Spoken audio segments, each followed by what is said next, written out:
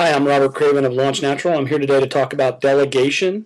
I firmly believe that delegation is a key when you're thinking about scaling your passion as a young entrepreneur or as a more established company. Anytime you're ready to take things to the next level, being able to delegate decision making down to all the corners of the company is absolutely crucial and critical, and we're going to talk about that today in a short amount of time here. Let's jump right in. Here's the problem. I've heard multiple entrepreneurs tell me if you want something done right, you have to do it yourself. Many times what makes an entrepreneur successful is the fact that they make every decision, and they're very, very good at it. They're very smart. They have great memories. They can multitask, and they have very high energy. And because of that, in the young life stage of a company, those qualities are very, very good and are what can help a company be successful. As a company tries to transition from a younger life stage to an older life stage or more scale-driven life stage, those qualities can begin to hurt the entrepreneur because the entrepreneur realizes that if they want to be able to scale to a higher level, they have to delegate decision-making down into the organization so that they can focus on more important things like strategy, partnerships, 12 months out, investors, raising money, etc. So this is really a symptom of centralized decision making, and the point that I'm trying to make is that when you're ready to scale your passion, being able to transition to decentralized decision making is a key in scaling your passion.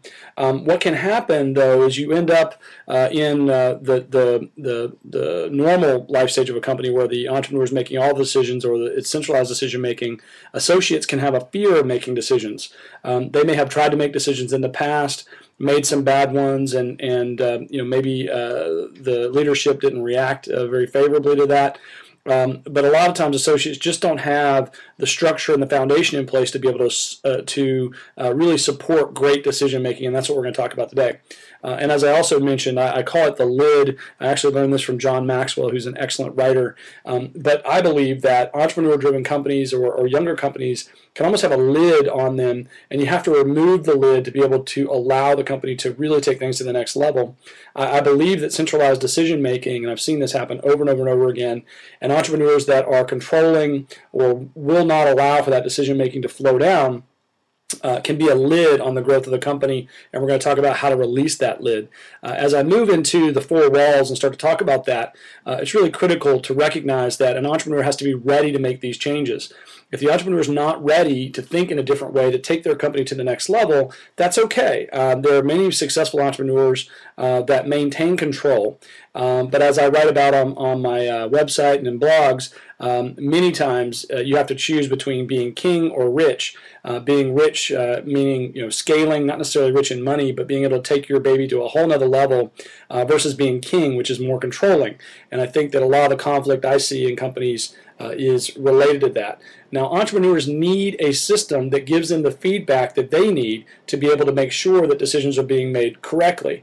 I'm not just saying delegate. In fact, the four walls are an analogy or a metaphor for the brick-by-brick process of building each wall around an associate so that they feel comfortable making the right kinds of decisions for the company. This process can take 12 months to 18 months. It's not a simple process. But the more you pour into it proactively, the better your associates will be equipped to make great decisions. So let's talk about the four walls. The first wall is clearly mission and vision. Having a very strong, concise, focused mission is critical. And typically, we describe a mission as what we do and why we do it. Most missions I've seen are too broad. They need to be more focused and clarified, and the better your mission, the stronger this wall. The second part of this wall is vision. Without understanding where you're going as a company, you'll never really get there, or you may get there, but you may be leaving team members aside. I use the analogy of my 7-year-old daughter. When I tell her we're going to Orlando to Disney World, she knows that's north.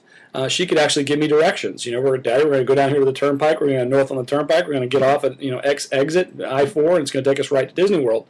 So even a 7-year-old, when they know where they're going, they can help make decisions at the lowest possible levels in terms of how to get there. So mission, who we are, why we do what we're doing, and what we do, and then the vision, where we're going, is the first wall, and it's very, very critical to build that wall in a strong way. Core values is the next wall. Now, core values wall talks about how we do what we do and what's important to us as an organization when it comes to behavior. Is integrity important? Is honesty and truth? Is high levels of customer service, or is price more of an issue? The core values wall is something that I think a lot of entrepreneurs can overlook, but I think it's very, very important to build out a strong set of core values that are realistic, specific, actionable, and then you have to live those core values and invite your employees to call you on it when something might slip. Being able to, again, the children analogy here is perfect. We have rules in our house for our kids. You have to have rules in your house for what's acceptable in your house, in your company. The golden rule, for example, treat others the way you want to be treated, is very, very good, and I would submit that you need to take that even deeper as you build out your core values. The third wall is what I'll call SOPs. You might have heard this analogy before. It stands for Standard Operating Procedures. Another word for that would be process. The process wall tells your employees how they interact with others in a very specific way. Step 1, Step 2, Step 3.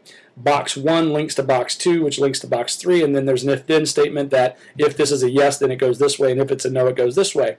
The best practice companies in the world, the best of the best, document all of their critical functions, and even better than that is documenting all functions. Being able to build a strong wall of SOPs tells your employees how to interact with each other, which is the last wall here is role.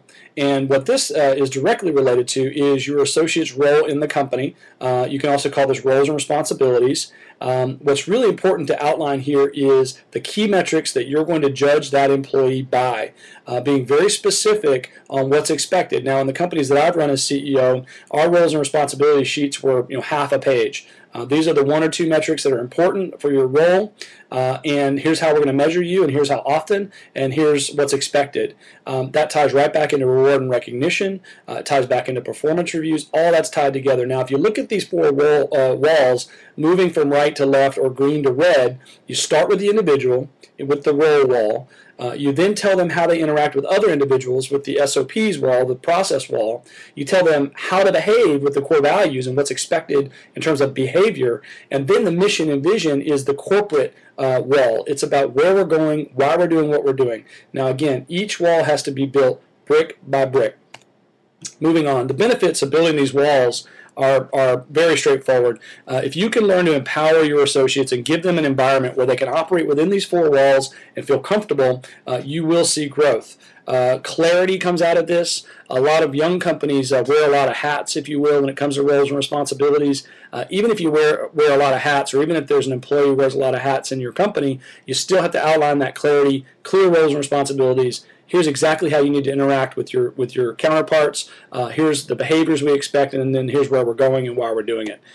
Cooperation, being able to foster a sense of cooperation, getting everybody focused on the same things, focused on the same direction is also a major benefit, and trust will go up. Trust amongst your team is critical, especially related to the entrepreneur, the CEO, and the people below that person.